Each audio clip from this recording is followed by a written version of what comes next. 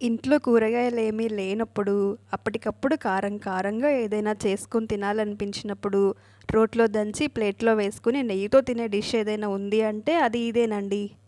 Hi అండి, అందరికీ నమస్తే. వెల్కమ్ బ్యాక్ టు అమ్మ ఇదెలా.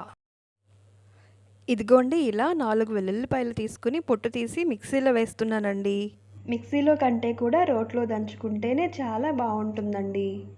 అర టీ స్పూన్ ఉప్పుని, 1 టీ స్పూన్ కారాన్ని వేసి కచ్చాపచ్చాగా నలగనిచ్చి తీసుకున్నానండి. ఇదిగోండి ఇలాగా. ఇప్పుడు వెల్లుల్లి కారాన్ని తాలింపు వేస్తున్నానండి. తాలింపు వేయకున్నా కూడా బాగానే ఉంటుందనుకోండి. కరివేపాకుని వేసి చిటపటలాడాక వెల్లుల్లి కారం ముద్దని వేసి స్టవ్ పై నుంచి దించేసి ఒకసారి అంతా బాగా కలిపి ఒక చిన్న గిన్నెలోకి తీసుకున్నాను.